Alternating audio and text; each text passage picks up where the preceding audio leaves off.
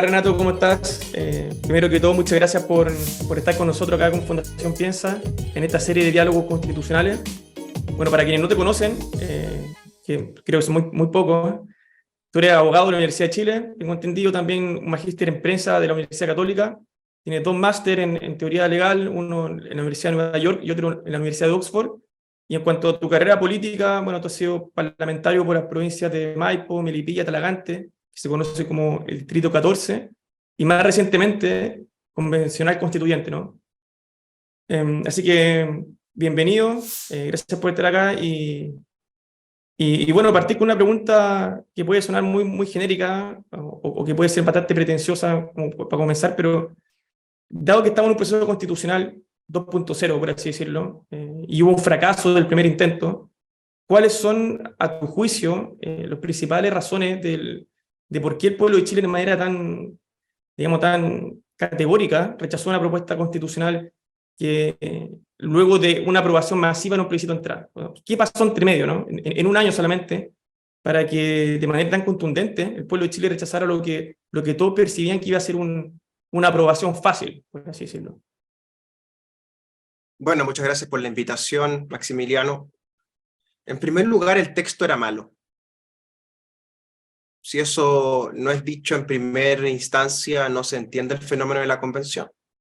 La convención genera un texto malo, un texto deficiente, mal redactado, que se intentó corregir en los espacios de comisión a plenario, en los diversos conciábulos que se armaban, luego en la comisión de normas transitorias, luego sistematización, pero era un texto mal concebido, que invadía las potestades legales, que se excedía respecto a lo que era una constitución, que era muy largo y que, yendo al fondo de cada artículo, representaba una sociedad completamente inalcanzable, utópica, y que no va de la mano con la materialidad que vive el pueblo de Chile todos los días. Eso es, o sea, es un texto malo. Enseguida, el proceso con el cual el texto es redactado es sin duda muy deficiente, escandaloso, bochornoso. Esto abre con una ceremonia del 4 de julio horrorosamente mal ejecutada. Conocemos entonces que la lista del pueblo viene en un plan de choque a la convención. Es electa esta pareja de la señora Loncón con el señor Jaime Baza, que se caracterizan por ejercer la presidencia y la vicepresidencia de manera vociferante, partisana, yendo Jaime incluso a sacar a convencionales de una comisaría, gritoneando a carabineros, tratando de correrle por el margen todo el tiempo al acuerdo del 15 de noviembre.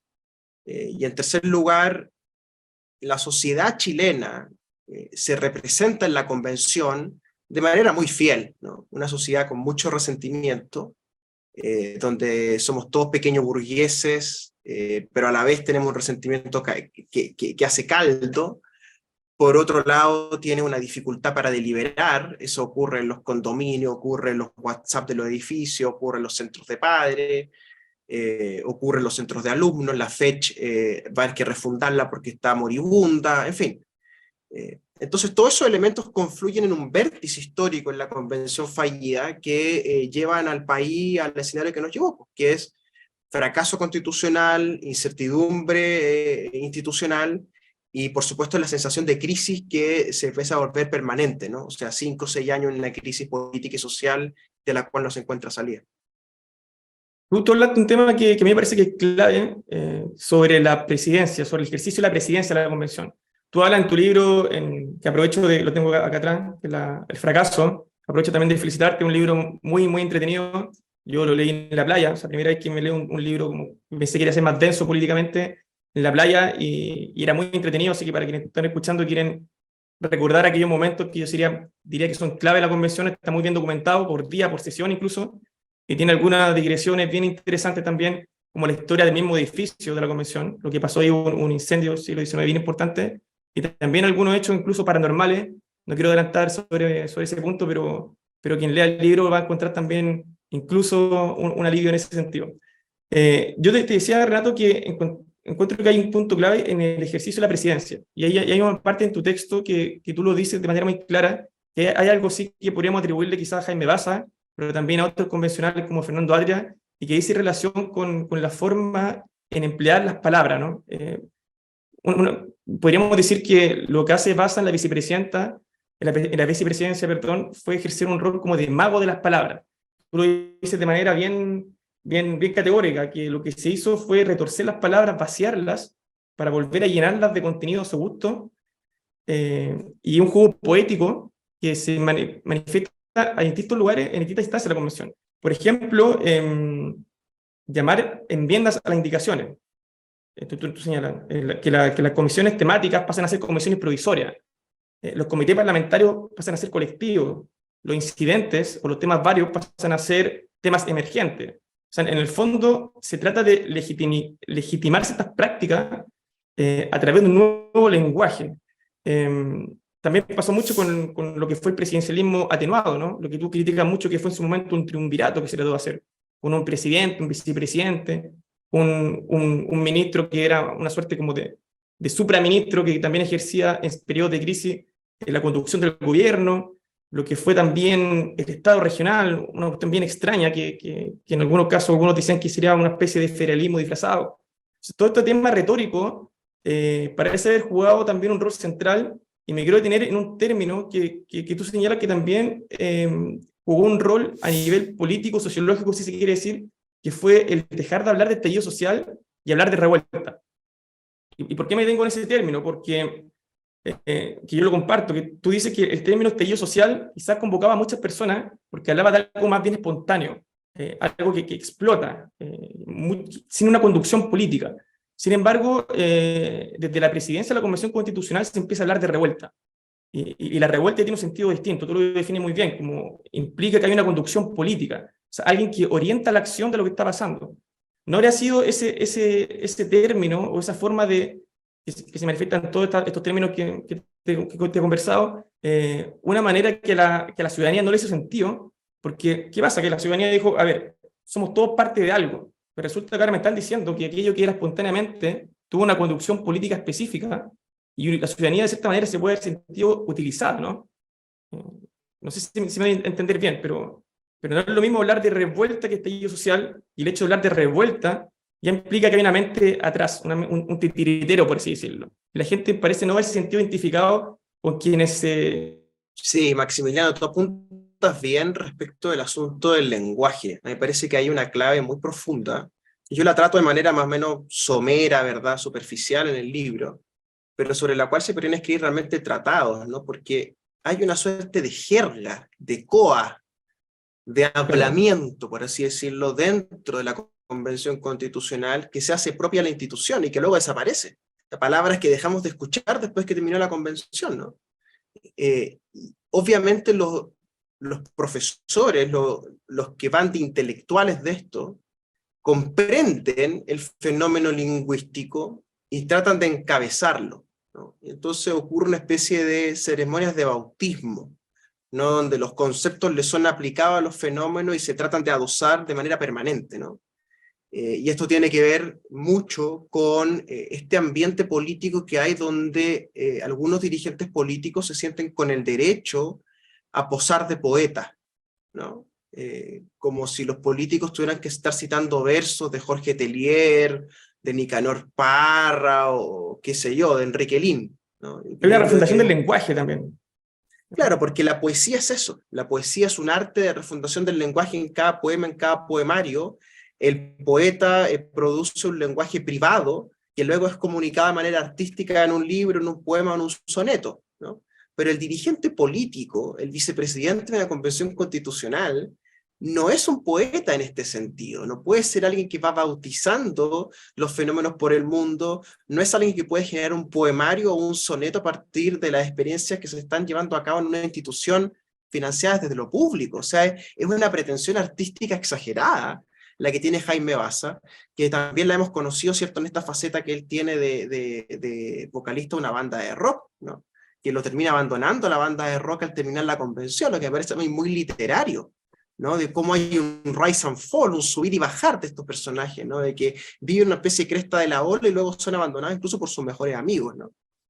Y estos cuatro intelectuales que tú señalas, que encabezan, por así decirlo, las ideas de la convención de manera más sofisticada, que son Amaya Alves, Cristian Viera, Jaime Baza y Fernando Atria, que fueron denominados adentro jocosamente el grupo ABA, tienen esta capacidad litúrgica, ¿no? Y que como la convención fue muy litúrgica, fue una misa de hablar mucho, porque hay que hablar, y hablando sanamos los temas sociales, o sea, un entendimiento de que el lenguaje sana, ¿no? Y que hay que, ojalá, gritar, ¿cierto? En fin, ser performático, ¿verdad? Un acercamiento un poco Jorodowski, un poco psicomágico a lo que hace el lenguaje en lo público, ¿no? Como si el lenguaje pudiera incluso transformar el capitalismo con el lenguaje, ¿no?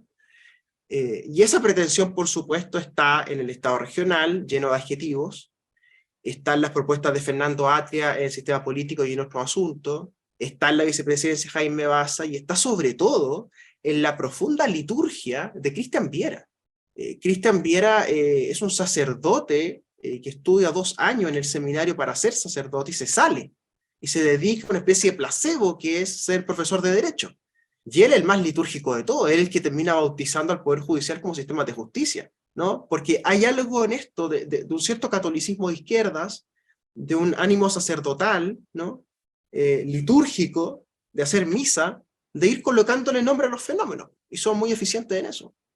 Y también hay un elemento, eso sí, un hecho que yo pensé que tú lo ibas a tocar en el libro, que fue cuando Jaime Baza tuvo un encontrón con Agustín Esquella, cruce de declaraciones, a propósito de lo que ocurre en la elección de la segunda mesa directiva. Este fue un 4 de enero, en el cual hay un griterío, toda la gente va de un lado a otro, fue una situación bastante bochornosa que terminó, si no mal no recuerdo, esa votación a alta hora de la madrugada, y Jaime Baza dice que todo lo que pasó ese día en verdad no era bochornoso, sino más bien era manifestación de lo que se llama democracia real, o democracia en tiempo real. O sea, también ahí hubo incluso una manifestación de ese fenómeno, en tratar de atribuirle siempre algo como bondadoso a las situaciones más bochornosas ante la convención.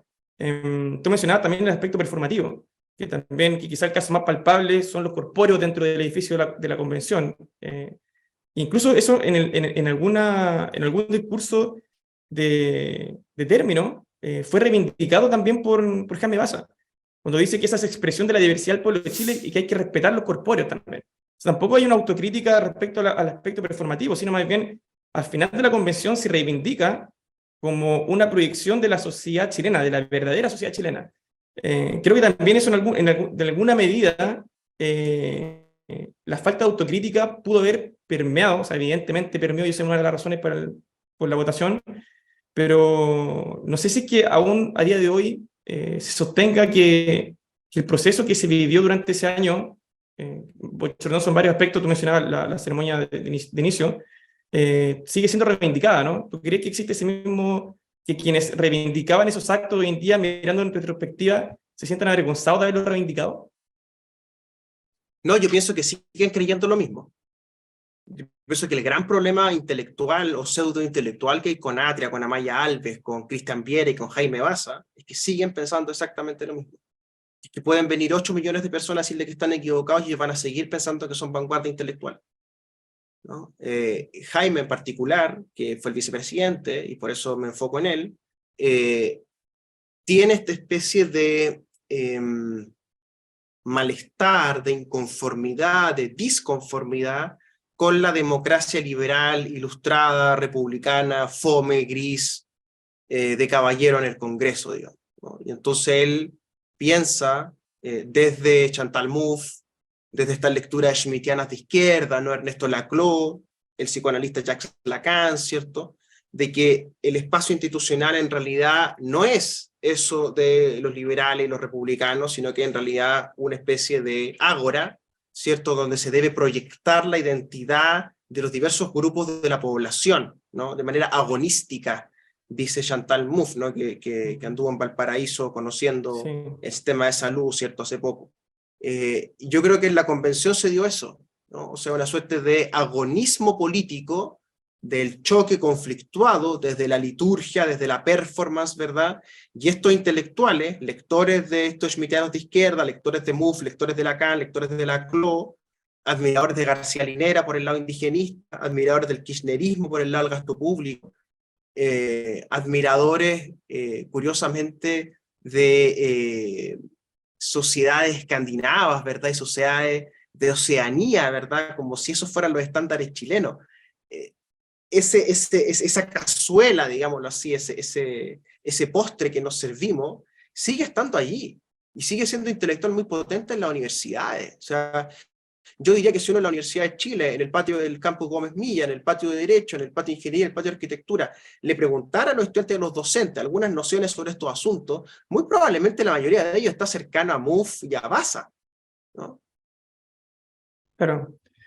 Otro tema, Renato, dice relación con cómo puede categorizar a la clase media. Tú hablas muy bien de que somos resentidos. Yo encuentro incluso hay cierto paralelismo entre entre tu teoría, por así decirlo, y lo que habla Carlos Peña, ¿no? De que hay una expansión del consumo de las clases medias. Tú señalas que somos una sociedad de burgueses resentidos, ¿no? Uno con más o menos cupo en la tarjeta de crédito, pero a fin de cuentas todos van al mall, todos se toman vacaciones. Hoy en día la clase media incluso se puede viajar al extranjero, tienen auto, cambia el número de cuotas, cambia el modelo de auto, pero digamos el estándar es más o menos parecido en parte, ¿no? ¿No habrá habido también una sobreinterpretación de las clases medias? Porque hay una posición que es muy clara y que está también no solamente en lo que es el bloque que tú mencionas hegemónico, el Frente Amplio, que es el actual gobierno, sino que quienes vinieron por la izquierda, que es el bloque contrahegemónico, la vocería de los pueblos, pueblos constituyentes, los movimientos sociales constituyentes, que también asumen una posición de que, por así decirlo, el chileno medio es una víctima. Es víctima ya sea del extractivismo, víctima del neoliberalismo, víctima del patriarcado. Entonces cada uno asume una posición de víctima y acude como víctima a la deliberación, apuntando justamente a quienes vendrían siendo los victimarios. ¿No habrá habido también en ese sentido una sobreinterpretación del fenómeno? Porque parece ser que la clase media no es algo tan rebuscado, ¿no? Hay algo bastante más común en todas esas identidades que no se fue expresado en la convención. Y eso lo podemos ver quizás con la política pendular que hoy día vemos, donde la mayor prioridad de los chilenos está en la seguridad y la inflación. Pero el tema de la seguridad y la inflación no fueron temas de la constituyente, o no parecen haberlo sido. O sea, mientras se eliminaba el estado de emergencia en la Convención Constitucional, el presidente Boric lo estaba aplicando a la Araucanía. Pero además habían protestas en el norte, donde habían personas que salieron a marchar pidiendo estado de emergencia, ¿no? Que hace 5 años podría haber sido insólito. Pero esos fenómenos que están ocurriendo fuera de la convención no parecían permear adentro del mismo edificio. Los convencionales no se estaban empapando de lo que estaba pasando fuera. ¿Tú crees que esta convención no fue un legítimo representante de la clase media, por así decirlo? Es interesante el punto. Las izquierdas durante casi un siglo vivieron en base al mito del buen proletario. Es decir, si la persona es pobre, marginal, periférico y le ha ido mal en la vida, entonces es buena persona. Es bueno, hay que estar con él y es el sujeto revolucionario, ¿no? Luego se trasladó al campesinado con la reforma agraria, ¿cierto? Entonces ahora el campesino es el bueno, ¿cierto? Luego pasaron al obrero sindicalizado como sujeto revolucionario, ¿verdad? La batalla de Chile, sujeto ilustrado, obrero, ¿cierto? Y después viene el mito de la buena clase media, ¿no? Y el político chileno estándar hoy día le habla a la clase media y trata siempre de colocar virtudes, que es gente empeñosa, que se endeuda, que quiere sacar adelante a sus chiquillos, y todo el asunto, ¿no? Pero también hay que decir que son clases muy volubles, que cambian de opinión bastante seguido, que se casan como se divorcian a la semana siguiente, que son bien consumistas, que viven con una insatisfacción curiosa, como si la vida entrañara algún tipo de misterio que hay que descubrir detrás de comprar en el mall. No tiene problema en votar por Bachelet, después Piñera, después exacto. Bachelet. Y los muchachos de nuestra generación son capaces de endeudarse con productos de alto consumo high class, ir a sentarse a primera fila de Coldplay y luego militar en el colectivo más de izquierda en el patio de la universidad. Es un fenómeno altamente complejo el de las clases medias, ¿no? El centro del asunto, lo que me parece que hay que poner por delante para personas inteligentes, ¿no? Es que a diferencia de los 60 y los 70, esta no es una sociedad de clases, No hay campesinos, capataces y dueños del fondo. No hay dueños de la fábrica y trabajadores de la fábrica.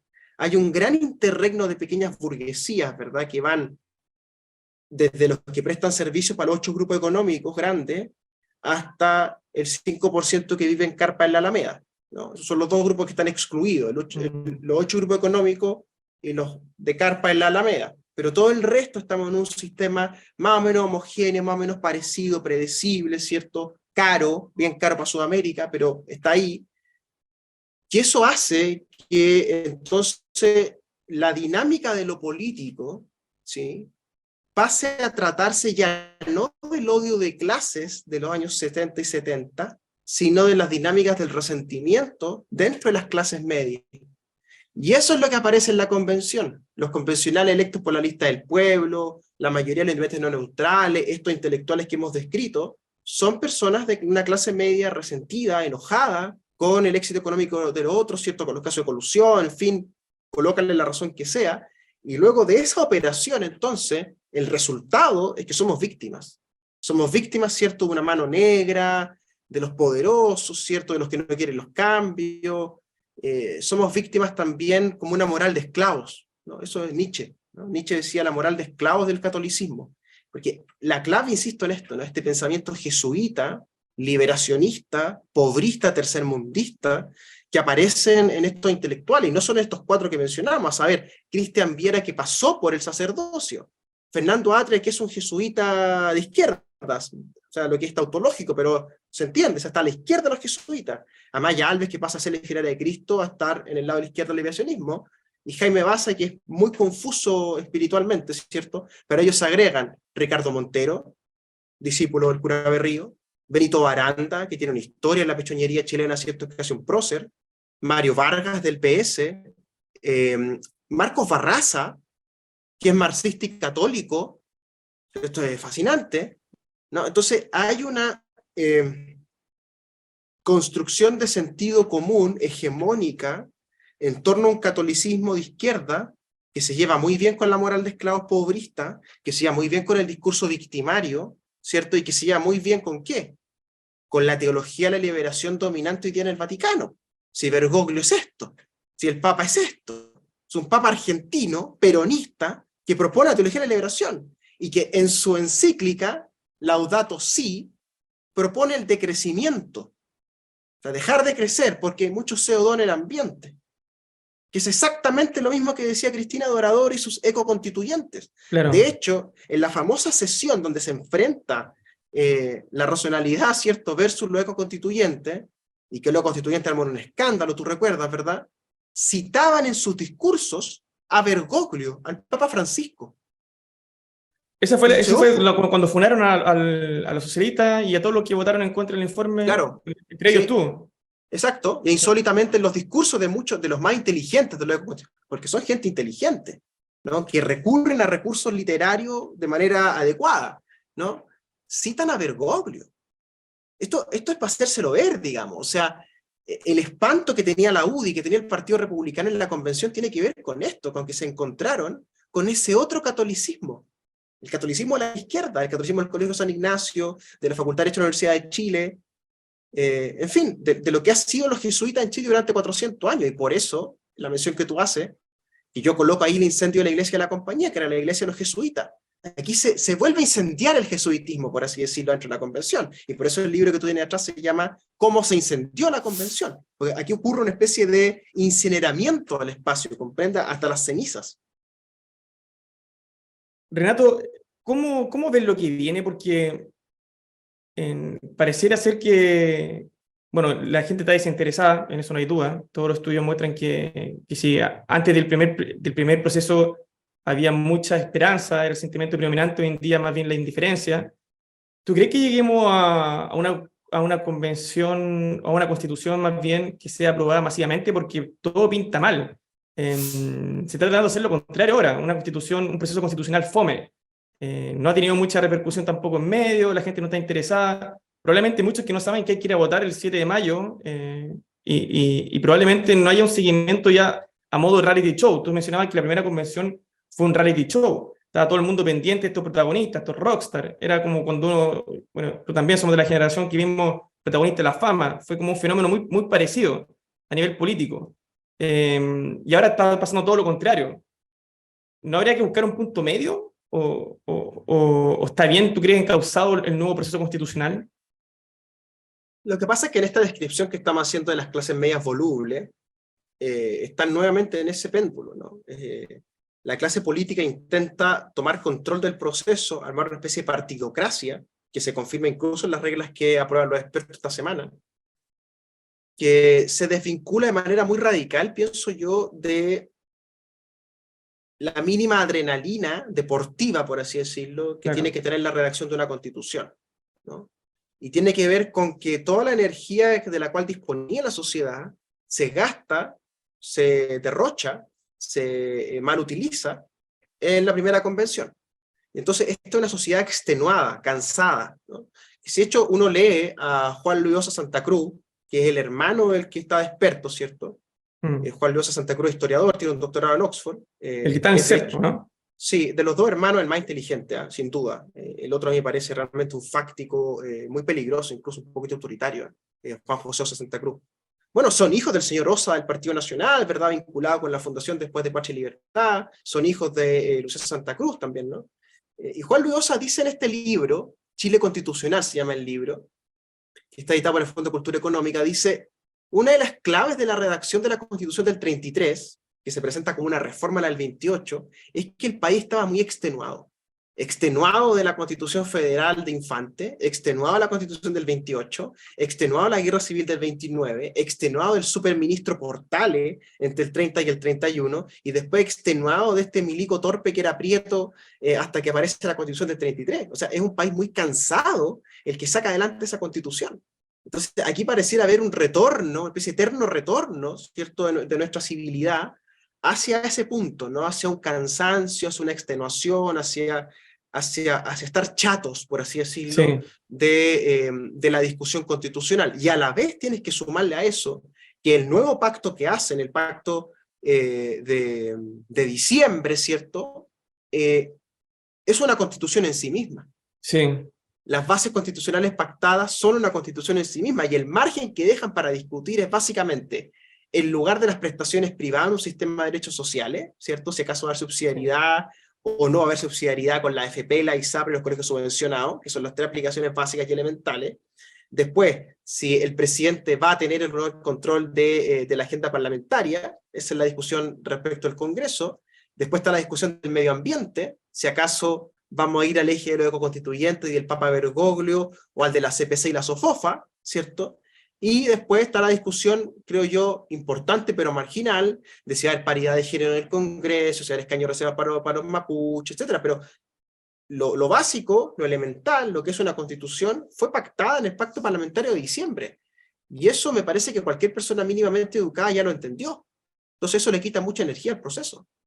Claro. Hay un tema así que podría innovarse y que no se innovó en la convención y que incluso tú lo denunciaste en algún momento respecto a la forma de Estado en esa comisión, la 3, en el sentido de que no se reflexionaba muy bien sobre el mismo concepto de región. Algo bien paradójico, porque supone que esta era una convención constitucional que venía a destruir todo lo que había sido la constitución de Pinochet, así, en términos de Harry Potter, el último Horcrux de Pinochet, y resulta que lo que quizás es más característico de la dictadura es justamente la división político-administrativa, las regiones. La convención o la comisión de forma de Estado lo que hizo fue más bien copiar, pegar esa división y agregarle eventualmente dos regiones más, que era la de Chiloé y la de Concagua. Uno podría pensar también, y nosotros piensan, digamos, harto el tema de descentralización, lo que son las macroregiones. ¿No sería también esta una oportunidad quizás para innovar dentro de lo que permite la cancha, innovar en ese sentido, quizás una nueva división político-administrativa? Bueno, el problema de esa comisión, que es la famosa Comisión 3 de forma de Estado, es que Ahí se notó, en paréntesis, ahí se notó la influencia de Amaya Alves, justamente. por supuesto, desde el comienzo, claro, ella es la adalid, ¿cierto?, desde el modelo de Estado regional que está en su tesis doctoral en Canadá y que había trabajado antes en relación a España, ¿no? Comunidad autonómica y cosas así. Pero en realidad el que lleva la batuta es Millapur, ¿no? Este dirigente mapuche, exalcalde de Tirúa, sumamente astuto, que toma esta agenda como una agenda propia. Porque entienden, obviamente, que una comunidad autonómica mapuche podría ser un camino Claro. de su nación propia, ¿no? Entonces, lo que hay que mirar es que esta descentralización ocurre nuevamente como un fenómeno de victimismo. Las regiones son víctimas de Santiago, las regiones están siendo aplastadas por Santiago, Santiago es malo, las regiones son buenas. Hasta cierto punto eso es real, efectivamente hay un gasto desmesurado en Santiago, el gasto público, pero es también porque hay 7 millones de habitantes. Y prácticamente 3 millones de esos habitantes de los 7 de Santiago están fuera del anillo ibérico de Vespucio, o sea, no están en Santiago. Están en Lampa, en Colina, en Melipilla, en Peñaflor, en Talagante, en Maipú, en Padre Hurtado, en Quilicura, en Huachuraba, en fin, en todo el enorme anillo periférico del conurbano que es la región metropolitana. Algo muy similar a lo que ocurre en Buenos Aires con el conurbano bonaerense. Tenemos una especie de conurbano, ¿cierto?, de la región metropolitana, que no es Santiago, pero sí es región metropolitana. Entonces, Claro. lo que es muy sorprendente de esa Comisión de Forma de Estado es que arman todo tipo de comunidad autonómica, regiones, nuevas regiones, pero la región metropolitana, que es este ogro que concentra la plata, los habitantes, todo el asunto, queda igual. Así es. Entonces no entendemos nada, ¿te das cuenta? Enseguida, me parece a mí que el diseño de Amaya Alves, yendo en concreto hacia ella, en el fondo es monárquico. En el fondo lo que hay en su entendimiento canadiense y español son monarquías. La antigua monarquía inglesa sobre Canadá y francesa sobre Canadá, y la monarquía actual española en España, donde hay un rey, una figura carismático-emotiva, ¿cierto?, que nos convoca a estar unidos, ¿comprende? O sea, por ejemplo, ahora en la Araucanía andaría el rey, o en Antofagasta con la migración andaría el rey haciendo gestiones. Entonces, evidentemente, o sea, por lo que yo puedo entender lo que me está diciendo Renato, sí había un peligro a que el Estado de Chile hubiese sido solamente formalmente unitario y probablemente hubiésemos tenido diversas parcelas de poder, donde habría sido bien complejo, por ejemplo, la entrada de las fuerzas de orden y seguridad, en casos de conflicto en el sur u otro, ¿no? Y son típicos problemas, si tú lo piensas, de las comunidades autonómicas con monarquías. Es parte del diseño. Lo que ocurre es que en este grupo ABA, ellos en el fondo son monárquicos. Jamás lo van a reconocer, les parece contraintuitivo, ¿cierto?, que hace una acusación insólita, pero son monárquicos. Porque Atria propone un parlamentarismo en la Comisión de Sistema Político muy parecido a Finlandia, a Dinamarca, a Suecia, al propio España, que son reinos. Hasta el día de hoy hay rey. Hay rey en Dinamarca, hay rey en Suecia. ¿Entiendes? Son parlamentarismos monárquicos que vienen de monarquías y ellos entienden el rol del presidente de la República como un jefe de gobierno monárquico, que es lo que proyectan en Boric, un rey, ¿entiendes? Un rey afectivo, emotivo, no el dirigente político que conduce, que cae, que es cuestionado, que se le censura, ¿comprenden? No, el rol emotivo, monárquico. Eso está en Amaya Alves, en su propuesta de regionalización, está en Fernando Atria, en parlamentarismo, está en Cristian Viera, y está en Jaime Baza. ¿Y con qué tiene que ver, creo yo? Con que el catolicismo es monárquico, si el Papa es el rey de Roma, ¿entiendes? Entonces, llevamos siempre al mismo lugar. Son católicos de izquierdas, ¿comprende? Sí. Intelectualmente No, católicos. es bien interesante, tú hablas mucho también de la teología de la liberación, de cómo esto se proyecta principalmente en Fernando Atria, pero claro, cuando uno lee tu libro también uno ve que hay otro protagonismo, Amaya Alves, Cristian Viera, que uno podría decir en el mundo más de los medios, quizás pasan más piolita, por así decirlo, siempre se le atribuye la paternidad de esta propuesta constitucional a Fernando Atria, pero parece ser que también de este grupo de los ABA tuvieron mucha influencia, incluso quizás más influencia a Maya Alves y Cristian Viera, pensando en que a Maya Alves se le llama como la creadora básicamente de este Estado regional medio extraño, a Cristian Viera de los sistemas de justicia, pero el sistema político no fue realmente, no podemos decir que su padre fue Fernando Atria, porque el parlamentarismo que él propuso fue rechazado de plano. Entonces, ¿no se te va sobreinterpretando a veces también el protagonismo de Fernando Atria en este proceso? Lo que ocurre es que Amaya Alves en su comisión logró dirigir la comisión. Ella no era la coordinadora, pero dirigía intelectualmente Claro, la comisión. Cristian Viera era el coordinador y el conductor intelectual de la comisión. En cambio, en la comisión, un sistema político donde llegaron Baza y Atria, se encontraron entre otras personas conmigo. Un comecura liberal que los conoce hace 20 años. Entonces, hubo una batalla campal, social, política, de desprestigio entre nosotros en la comisión de sistema político. Y por eso Atria no pudo. No pudo porque hubo una guerra atómica contra él, entre otros por mí. Y eso me costó a mí el tema de la piñata, me costó mi relación claro. académica en la Facultad de Derecho de la Universidad de Chile, me costó el desprestigio al cual me somete Fernando Atria con sus amistades hasta el día de hoy en Santiago, de manera completamente impune, porque efectivamente es tal cual tú dices, pues, perdió, no era la constitución de Atria, él trató después de decir que era la constitución de Atria, pero no era la constitución de Atria, porque las ideas de Fernando fracasaron. Sí logró meter algunas cosas de él, que él redactaba y le metía a otros colectivos, a los ecoconstituyentes, por ejemplo. Todo eso de los bienes naturales inapropiables, ¿te acuerdas? Fue una Sí, creación de Fernando Atria. Pues Fernando Atria él redacta muy mal, ya partamos por ahí. Y él redacta una manera en la cual hace artículos jurídicos donde adjetiva un sustantivo. ¿Entiendes? Por ejemplo, leyes de concurrencia presidencial necesarias. claro. Bienes naturales inapropiables. ¿Comprende? Esa es la legislación de Atria. Torpe, precaria, por ende imposible que nos pasara por encima a mí, a Monker, a la Marcela Cubillo, a Montero, ¿comprende? Que somos un poco más duchos en esto. Pero en las demás comisiones, obviamente que estos intelectuales con doctorado iban a cambiar, ¿no? Porque este es un país de personas muy ignorantes, de clases media resentidas, ¿cierto? Y que aparezca una muchacha de Concepción funcionando como intelectual, o este curita de Valparaíso funcionando como intelectual, vaya que es seductor, pues. Claro, es alguien fuera de lo común, personaje outsider, por así decirlo. El, ¿Cómo ve el rol del gobierno? O sea, evidentemente acá el gobierno se casó con una opción y eso le fue pegando en contra a medida que bajaba la aprobación del gobierno. ¿Tú crees que el gobierno en este nuevo proceso debiese involucrarse o debiese mantenerse al margen?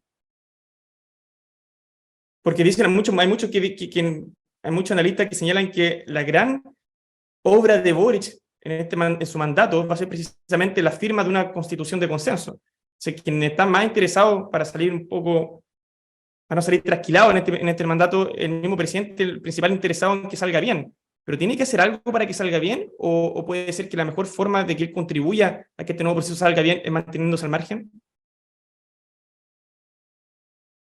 Bueno, el gobierno de manera muy torpe se trató de involucrar en la convención, fue muy ineficiente en eso, mientras George Jackson fue ministro express, su pareja Constanza Schoenhout integraba la comisión de sistema político, Giorgio visitaba la comisión, en fin, intentaron meter mano, ¿ya? Lo que pasa es que Atria es un dogmático que se relaciona con la política de forma teológica, entonces ni Giorgio Jackson, ni Gabriel Boric, ni nadie lo va a hacer cambiar de opinión. Y eso es así, y ha sido así siempre, ¿no? Atria busca seguidores, no colegas de debate. A mí me parece que el gobierno, a partir más o menos de marzo, abril del año 2022, cuando pasa la fiebre de la instalación y tienen que hacerse cargo de este problema que hay en la convención, no logra nunca dar con un diagnóstico certero, que es que el Partido Comunista, liderado por Barras y Bárbara Sepúlveda, la dupla Babá, como se le llamaba adentro, han decidido romper con el Frente Amplio y conducir a la izquierda contrahegemónica. Y a su vez, Fernando Atria y estos intelectuales que describimos, el grupo ABA, deciden romper con el Partido Comunista y asociarse con el Partido Socialista, que es de donde viene Atria, ¿no? Y eso, cuando el gobierno se dio cuenta de eso, era muy tarde, que es que el Partido Comunista y el Frente Amplio no trabajaban juntos en la convención, y que Barraza y Atria no se soportaban. Y enseguida, Boric, como persona, como presidente de la República, comete errores insólitos. Dice que cualquier constitución es mejor que la de cuatro generales, primero, cuando todavía no está el texto listo. Claro. Le trata de hacer... Bajo esa lógica podemos decir que él debe ir por el apruebo Claro, sin verlo. claro. No, pero ya te voy a cambiar de opinión de eso, no te preocupes. Luego se empieza a sondear la idea, yo soy testigo de eso, de que los convencionales más populares salgan a ser ministros de Estado después del plebiscito. Cristina Dorador sonaba como ministra de Ciencia, Claro. Atria sonaba de ministro de Justicia, así, por delante, Amaya Alves sonaba ministra también, en fin. Y ya cuando termina la convención, se materializa esto, pues. Y el propio presidente de la República instala en el Ministerio del Interior en calidad de jefe de gabinete a Ricardo Montero, el que había decidido a nombre del PS romper con la concertación PS con el Frente Amplio. Entonces empieza a cuadrar. Está premiando al que rompió la coalición de gobierno. Y no solo con Montero, se lleva a César Valenzuela, a Tomás Laiva al Ministerio de Hacienda. A Constanza Chonja también. Entra Constanza Chonja, hay un escándalo, y ya el caso que es realmente para tirar fuegos artificiales es el de Pato Fernández. O sea, Pato Fernández pasa a ser un vociferante de la convención, jefe de la Comisión de Comunicaciones de la convención, recordemos, y si hubo un problema en la convención fueron las comunicaciones, bueno, este era el jefe, Boric lo saca de la convención para llevárselo de jefe a los 50 años del golpe. O sea, es obvio que ahora el gobierno no tiene benzina, no tiene petróleo, ¿cierto?, para echar a andar una campaña electoral de ninguna manera, ¿no? Y el PPD, teniendo el Ministerio del Interior, se va con su lista propia, y la campaña de Unidad para Chile, que le ponen UP, a 50 años el golpe le ponen UP, ¿cierto?, es conducida por un partido socialista que ayer fue a La Moneda a golpear la mesa porque encuentra que es muy poco serio el gobierno. O sea, estamos hablando de una conducción tan mala, tan paupérrima, tan adolescente, que al final del día es mejor que no hagan nada, porque lo que hagan va a ayudar al Partido Republicano y va a ayudar al Partido de la Gente, que son los dos que se van a favorecer en todo Chile del rechazo al gobierno. No Chile Vamos, el Partido de la Gente, con su candidato presidencial que es Carter, no Parisi, y el Partido Republicano con Antonio Cast de candidato, que va a ir de nuevo seguramente. Esos materializan el rechazo a Boric. ¿Y cuál es el rol de Renato Garín en lo que está pasando hoy en día en la política chilena? Bueno, yo pienso que cuando uno ha protagonizado un fracaso como el que nosotros protagonizamos, específicamente en la comisión más importante, donde terminamos los escándalos que terminamos, uno por mínima sobriedad, por mínima responsabilidad con su país o con uno mismo, tiene que retirarse a su casa un buen tiempo. Y no participar de elecciones, ni andar opinando, ¿verdad? Ni hacer performance. Y si uno quiere dar una opinión, paso hasta las cartas del diario, hacer una columnita, a lo más. Claro. ¿Y tú te arrepientes de haber participado en la convención? Lo digo porque en tu caso es muy particular, porque hubo otros ex parlamentarios que fueron a la convención, por ejemplo, fue a Chaín, a Felipe Arboy, pero en verdad ellos tenían prohibición de ir a la reelección. Y tú muy probablemente ibas a salir reelecto como diputado si ibas de nuevo a la elección parlamentaria. Hubiese estado 4 años más, con un sueldo que era 4 veces más alto que el de un convencional constituyente. Digamos, ahí hubo también una especie, y yo creo que eso es rescatable en ti, de dejar varios privilegios para tratar de tener tu lugar en la historia. ¿Pero te arrepientes de la decisión, no? O sea, visto como tú lo relatas, claramente soy el rey de los hueones, evidentemente, ¿no? Y buena parte de la gente que me critica y de este problema que hubo en la Escuela de Derecho hacia mí, y parte de mi familia también, consideran que esto es una estupidez que yo hice, ¿no? Y que me pegué un balazo en los pies. Pero mirado de más cerca, yo iba a perder esa reelección de parlamentario. Porque yo iba en la lista... Porque no iba por el oficialismo, y no iba por el... Yo iba con Yarna Proboste. Claro. Iba por el Partido Radical. Sí. Y fundamentalmente yo enfrento en este distrito a Maricela Santibáñez, que si bien va por el Partido Comunista, tiene a su espalda Colo-Colo, a una niña muerta, que es su hija, Rafaela, y una campaña comunicacional liderada por futbolistas. Entonces Maricela Santibáñez era imposible derrotarla. La misma que declaró que había muerto el perro, ¿te acuerdas? Entonces para mí era insólito, o sea, tenía una persona que decía bien muerto el perro, y que aparecía primero en la encuesta del distrito, y ganó el distrito de nuevo. Está Raúl Leiva, que es una especie de propietario talagante, ha sido alcalde, en fin. Muy difícil, o sea, un distrito realmente complicado, carísimo, y en cambio la elección de constituyente implicaba salir del Congreso, me ahorraba este conflicto diario con Giorgio Jackson, con Miguel Crispi, que son personas realmente insoportables, para estar en algo nuevo, distinto, que iba a ser una constitución, y que saliendo de una constitución, era una especie de padre de la patria, puede dar conferencias, ¿verdad? Yo hablo idiomas, puedo salir de Chile a leer idioma, etcétera. Era un buen proyecto, ¿no? Sonaba bien, ¿no? Incluso podía ser lucrativo. Y yo creo que lo que muchos de estos abogados y docentes querían, que era terminar siendo conferencista de la democracia en el fondo y de cómo salvaron Chile, ¿no? No era mi proyecto, pero sí había algo de eso de salvarme el Congreso con esto, pero yo la tenía muy difícil. O sea, yo me veo en un callejón personal en el momento en que Revolución Democrática decía aliarse al PC y pierden los estribos en el Congreso y se transforma en lo que se... o sea, RD pierde realmente su sentido político el día del estallido social y se transforma en una especie de barra brava que no hacía ningún bien y siguen a hacer sin ningún bien en el Congreso. Entonces, yo me pregunto, ¿dónde estaba mejor? ¿En mi casa, en el Congreso, en la Claro. convención? No sé, quizás yo estaría con vos con de la carrera ahora. También hay que pensarlo así. O Mm. sea, pues si viene de la carrera, echarme la foca, yo no se lo voy a aguantar, comprende. Yo no soy Axel Sepúlveda, no soy Manu Cheri, probablemente le pegaría de vuelta. Entonces yo tampoco quiero estar en eso, comprende, porque es muy ordinario. Entonces, está alejado, empieza a estar un buen tiempo fuera de la política. O sea, yo le recomendaría a todas las personas razonables en Chile estar alejados de la dirigencia política, sí. Es Y, y va, caro, y- y va a tu familia contribuir sale ante... dañada, es Claro. difícil. O sea, a mí se me persiguió incluso académicamente. O sea ese libro contiene buena parte de esta historia, pero si yo contara esto completo, es realmente insólito. O sea, del momento en que yo digo que el texto está malo y que hay que votar rechazo y que Atria está demente, que es lo que he dicho, que una persona que promueve la teología de la liberación en el siglo XXI y que sigue a pie juntilla Bergoglio no está bien, ya está confundido en la vida, y ya ha mostrado Fernando que está confundido, que ahora quiere dejar la constitución como está, Claro, ¿cierto? Ahora le gusta la ya no constitución es de tramposa, Pinochet. dijo hace un tiempo. Claro, porque él no apoya su constitución, ¿comprende? Yo esto lo dije desde febrero en adelante, dije, Fernando no está en sus cabales, no está siendo responsable, está participando aquí de este asunto tan clave para nuestra historia desde sus gustitos personales. Y como dije eso, bueno, su grupo de fans, de acólitos en la Facultad de Derecho, incluyendo al decano, Pablo Ristaile, se lanzaron contra mí. Y eso es algo inadmisible, o sea, inaceptable. O sea, una persona que opina que algo está malo, hay que criticarlo, hay que hacerlo mierda, hay que decir que poco menos que es un demente. Si tuviera las cosas de las que yo me he enterado que Fernando Atri y su grupo de amigos han vociferado contra mí, es realmente increíble. ¿Y qué he hecho yo? Hacer un libro.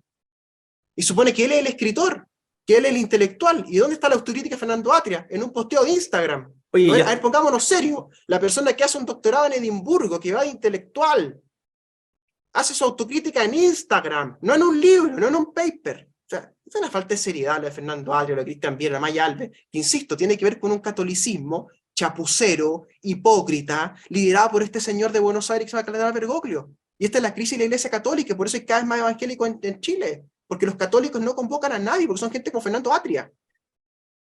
eh, tú hablabas de la funa, del rechazo que ha generado un grupo importante, y también hay que señalar de que tu libro también fue tratado de ser censurado en algún momento. No sé si es la palabra correcta, pero se trató de postergar su lanzamiento por la portada. Y yo cuando vi la noticia con Elisa Loncón, que dice que eso desprestigiaba su imagen, la verdad que cuando uno ve la portada del libro, Elisa Loncón sale chiquitito. Yo cuando escuché la polémica me imaginé que iba a estar en portada grande, una toma en primer plano, pero resulta que estaba leyendo hace poco una noticia del Diario Constitucional justamente sobre ese recurso de protección, y ella, su defensa era que estaba asociada a figuras que son... que, que, que son mal vistas en Chile, en la portada. Pero la verdad es que uno ve la portada, sale una mujer con un megáfono, salen unas piñas, no sé si son las piñas que traían de Sí, Tiaria la Aguilera, pascuense. las pascuenses, Muy sí, buenas las salen un piñas, ¿eh? par... Lo mejor de la convención, las piñas. Sí, ahí entendí la referencia después, dije, porque son Daban unas mucho piñas, lo jugo las entendí. piñas. Por eso se decía que Sale era una convención piñera, porque daba mucho jugo. y la verdad que a mí no me parece para nada que sea una portada que sea un insulto a nadie en particular. De hecho, tú hablas muy bien de Lisa Loncón, si eso es lo que me llama la atención. Así En tu es. discurso de cierre, partes agradeciendo el esfuerzo genuino de Loncón de tratar digamos, de convocar a mayores personas, y tu crítica la centra más bien en Jaime Baza. Pero encuentro que tú eres bien condescendiente con el rol de Elisa Loncón. De hecho, yo creo que ella, después de leer el libro, incluso algún tipo de arrepentimiento habrá sentido, ¿no? Viendo que la trataba de una manera bastante simpática. Y ya para terminar el relato, que llevamos casi una hora, o sea, volando, ¿qué te imaginas tú una nueva constitución? Lo que viene. ¿Tú crees que esta sea la solución a la crisis política y social que vive hoy Chile? ¿Tú crees que necesitamos una nueva constitución? Y si es así, ¿cuál a tu juicio sería el contenido mínimo que debe tener esta nueva constitución? Aparte de lo que ya está en la base, por supuesto que como tú decías, ya es una constitución en sí misma. ¿Es necesaria la constitución? Y de ser así, ¿cómo tú te la imaginas? ¿Qué atributos debiese tener esta constitución para que nos saque de la crisis política y social en la que estamos? A ver, el cambio constitucional es como un barquito de papel navegando en un océano con tormentosa ola. Ese océano es el cambio imperial que está ocurriendo en todo el mundo y específicamente en Sudamérica. Sudamérica ha dejado de ser el backyard de los Estados Unidos y ha pasado a ser un patio, ¿cierto? Una plataforma comercial de la República Popular China y sus empresas estatales y privadas. Esto es muy claro en Argentina, en Ecuador y cada vez más en Chile. Son propietarios del litio a través de Tianqi en SQM, están muy metidos en la tecnología, en las concesiones, en el mundo portuario, en las exportaciones de todo tipo de bienes. Por ende, este siglo y el próximo van a tener a Chile en el marco del Asia-Pacífico del Imperio Chino, no en Occidente y en el mundo yanqui. Yo me imagino que en el futuro nuestros jóvenes van a querer hacer doctorado en Shanghái, no en Harvard. Van a querer estudiar Derecho en Japón, no en Oxford. ¿No? De hecho, esa es mi recomendación, dejar de mirar a Occidente y mirar al Asia-Pacífico, donde sea más agradable establecerse allá. Por ende, el cambio constitucional es un tanto irrelevante desde este punto de vista para la magnitud del cambio que está ocurriendo. Porque casi 2/3 de nuestra balanza comercial salen hacia el mismo destino, ¿cierto? Hong Kong, China, Japón, Corea, Vietnam, son los países que nos compran nuestros productos, y cada vez menos hacia Europa y los Estados Unidos. Luego, nuestras necesidades sociales, materiales, son muy caras. Nos faltan 600.000 viviendas, eso es lo que nos faltaban ayer, hoy día ya te faltan más. O sea, cada día te faltan más viviendas, hay gente viviendo en carpa en la Alameda, viviendo en carpa en la Avenida Brasil, viviendo en carpa en Avenida España, en la Quinta Región, digamos. O sea, estamos hablando de un fenómeno realmente masificado de tomas de terreno, etc. Y están quebrando la constructora, además. Exactamente, es muy caro el tema de la vivienda. O sea, es de lo más caro que puede hacer un país. Después tiene el tema de las pensiones, que efectivamente son muy bajas para lo caro que son los precios en el mercado, por ende hay que subirlas con apoyo público, lo que es carísimo. Es gasto en régimen, todos los meses tienes que ponerla. Un sistema educacional, como el que sueña parte de la izquierda, sobre todo los activistas educacionales, también es carísimo. ¿Y para qué decir un sistema de salud? ¿Verdad? Donde faltan hospitales de esta complejidad. Entonces la pregunta que yo me hago es la siguiente. Supongamos que esta constitución sale bien, gana la prueba en diciembre, y tenemos un pacto político para un Estado social y democrático de derechos, con algo de subsidiariedad, donde el Estado va a tener que gastar, no sé, 15.000, 20.000 millones de dólares más por año para satisfacer estos derechos que vamos a colocar estos sistemas públicos. Eso es lo que calcula Landerreche, Oscar, de gasto público, en torno al 5% del PIB. El PIB es 300.000 millones de dólares, por ende son 15.000 millones de dólares para gasto de esto. Por ende la pregunta aquí es ¿con qué plata vamos a pagar ese sueño constitucional que estamos redactando? ¿O acaso va a quedar como una promesa frustrada para las clases medias? De nuevo, lo mismo. Y en 10 años vamos a tener que decirnos que no pudimos hacerlo. Cambiemos la Constitución porque esto es mentira, no podemos. Entonces, la única respuesta factible, posible, matemáticamente viable que tiene Chile, matemáticamente viable, para sustentar este gasto público tan grande, para que el país no colapse en estallidos sociales, revuelta o ponle tú como quieras, es que venga alguien a subsidiarnos desde fuera. No hay otra solución. Porque no te alcanza con deuda pública, nuestros grupos económicos son muy chicos, salvo los Luxic, para mantenerlos así, con impuestos, y son pocos, por ende tiene que venir un régimen externo a solucionar esto. Y claro, Chile no se va a endeudar con el FMI, porque no somos los Kirchner, pero se requiere una especie como de pacto político con un imperio, y esto va a ser la 5ª vez que ocurre en territorio chileno.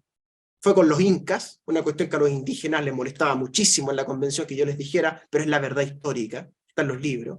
Esto era inca, Valparaíso era inca, Viña era inca, Santiago era inca, se hablaba quechua, del Cusco hasta el Biobío se hablaba quechua, ese era el idioma de los indígenas, por ende la identidad era inca, el idioma era inca, fuimos imperio inca, estaba el camino del inca que recorría de Santiago hasta el Cusco para avisar que los mapuches estaban viniendo desde el Biobío, siempre fue el temor. Después llegaron los españoles, fuimos imperio español, acá al fin del mundo, y de hecho había todo un sistema de comunicación con el imperio para avisar si los mapuches venían del Biobío para acá, que de hecho vinieron varias veces, por ejemplo el 11 de septiembre de 1524, ¿no? en que Michimalonco quema Santiago, y por eso el 11 de septiembre queda establecido como el día del golpe de Estado, ocurre el 25, ocurre el 73 también, Luego de los españoles, tenemos un interregno, donde vamos a hacer la guerra al norte y nos quedamos con el cobre, el salitre, los libros peruanos, ¿cierto? En fin, todas esas cosas que hicimos. El litio también viene de ahí. Y fuimos ingleses. Los ingleses llegaron a Chile y aquí todos dijeron, hay que ser inglés. Y los pocos santiaguinos y porteños que hablaban inglés se vuelven multimillonarios porque son los lobistas y los agentes de negocio de un imperio en Chile.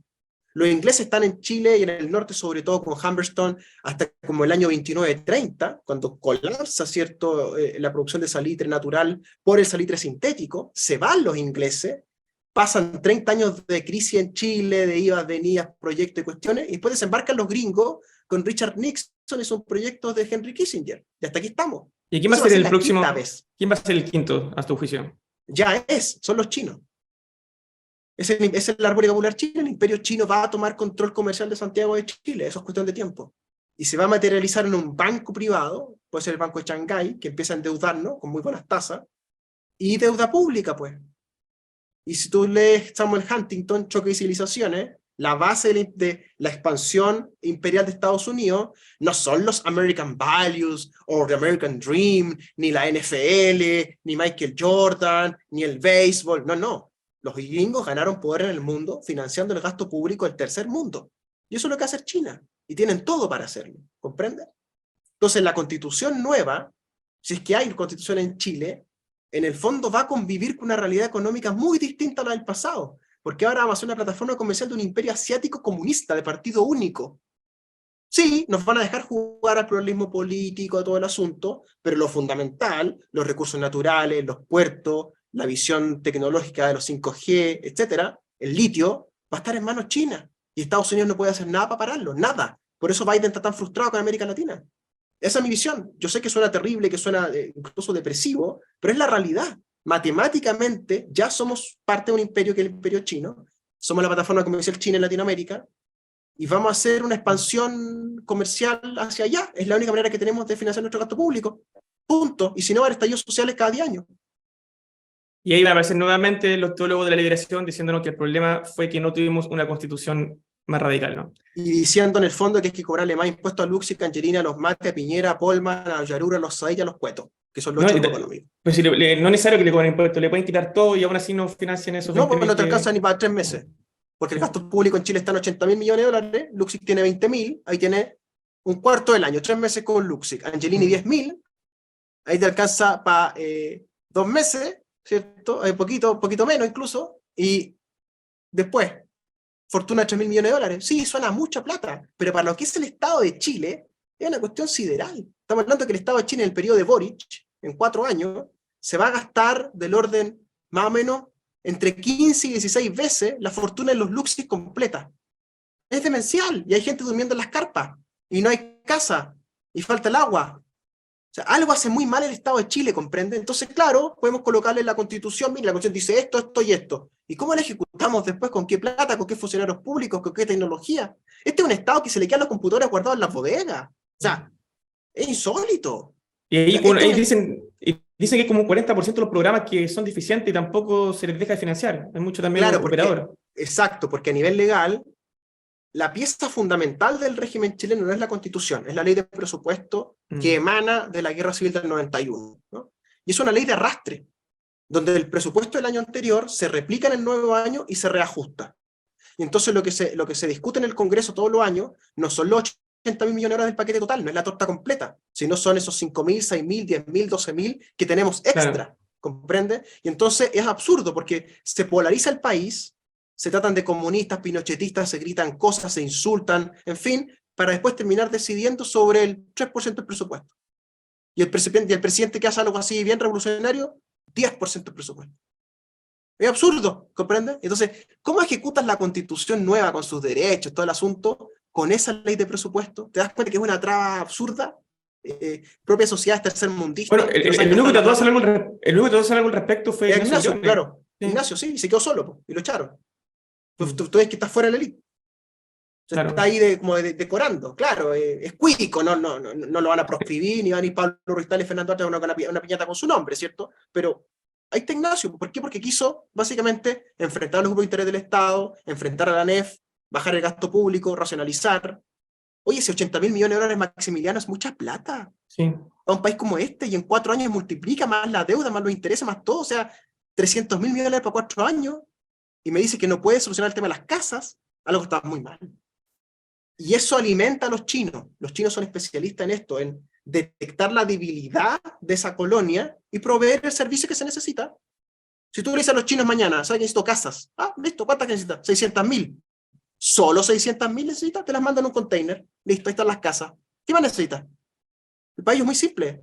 Y en todo el tercer mundo están haciendo lo mismo. Si uno lee la prensa internacional y en todo el mundo lo que se está comentando es el avance popular chino a todo nivel.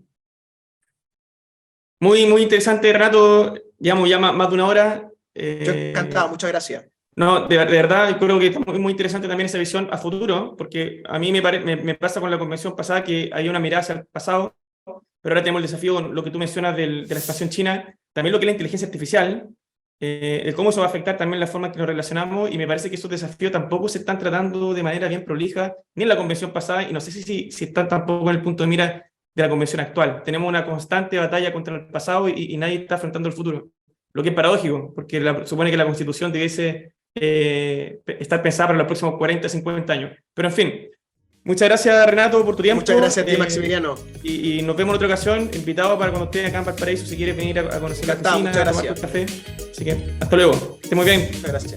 Chao.